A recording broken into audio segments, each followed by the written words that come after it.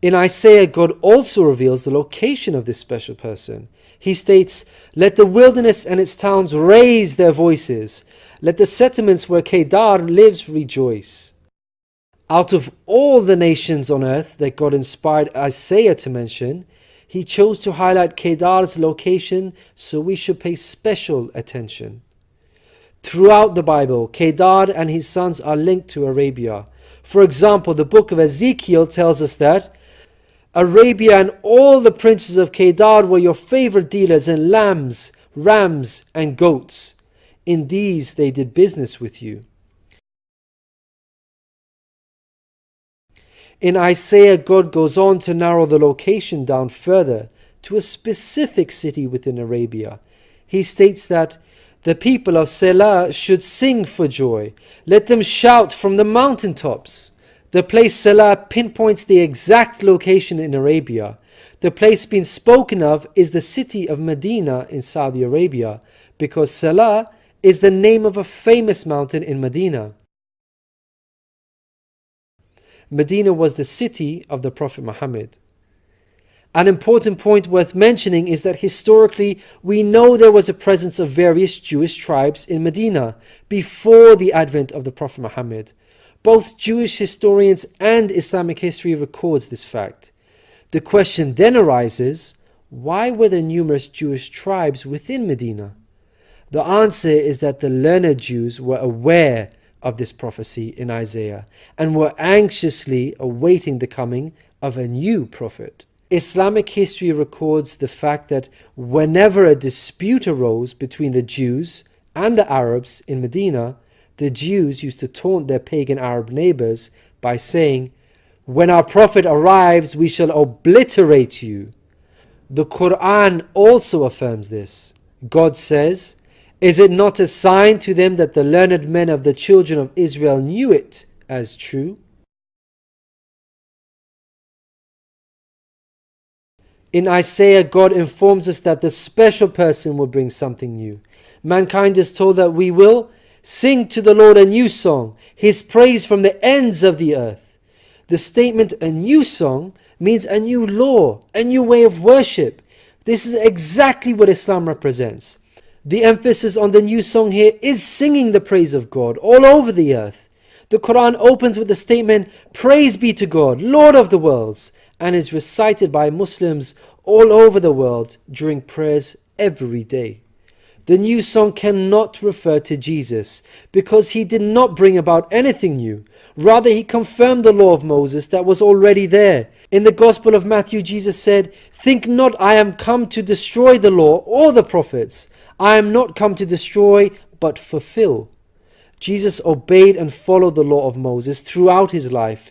Jesus didn't sing a new song. He sang the same song of Moses, the Torah. Moreover, the disciples of Jesus also followed the law of Moses, even after Jesus departed. In the book of Acts, we are told that the disciples looked to the Torah for guidance. For the law of Moses has been preached in every city from the earliest times. In Isaiah, God emphasizes the universal mission of the coming person by mentioning that he will be made a covenant for the people and a light for the Gentiles. Gentiles means non-Jews. The Quran confirms the Prophet Muhammad, peace be upon him, was sent to the whole of mankind, Jews and Gentiles alike. In the Quran, God tells us, "We have sent you, O Prophet, as a bearer of glad tidings and a warner for the whole of mankind, but most people have no knowledge." The verse in Isaiah cannot apply to Jesus because in the Gospel of Matthew, Jesus said, "I was sent only to the lost sheep of Israel."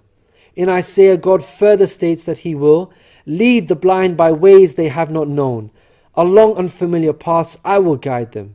The pagan Arabs at the time of the Prophet Muhammad fit this description perfectly because they had not been sent a messenger prior to Muhammad.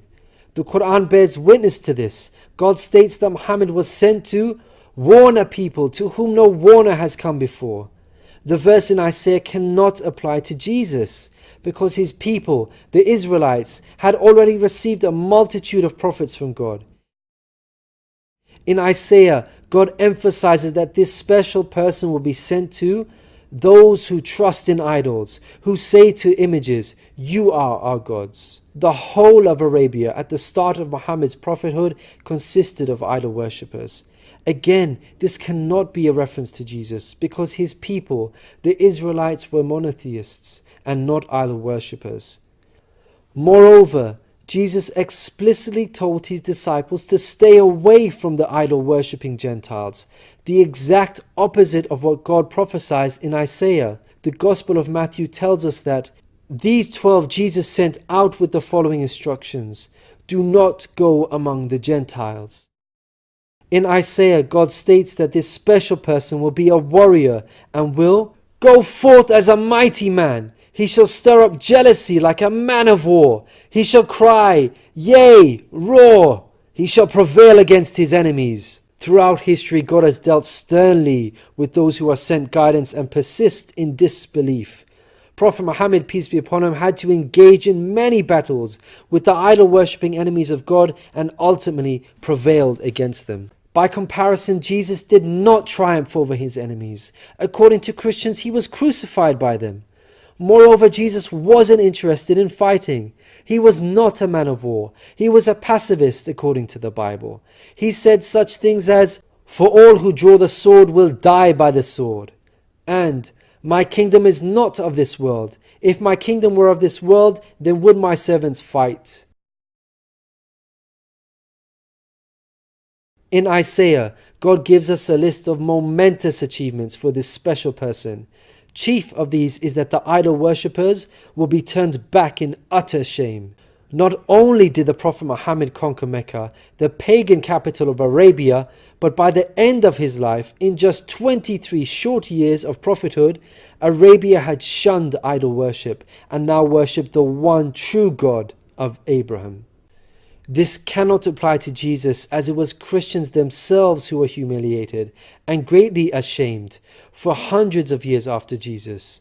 They were persecuted at the hands of the Roman Empire, who were idol worshippers. They executed some of the apostles of Jesus, such as Peter and Paul.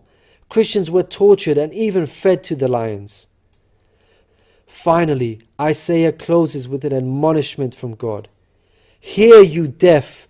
Look, you blind, and see. You have seen many things, but you pay no attention. Your ears are open, but you do not listen. Which of you will listen to this or pay close attention in time to come?" It seems clear that the deaf and blind God is talking about in this verse are those who reject Prophet Muhammad, peace be upon him.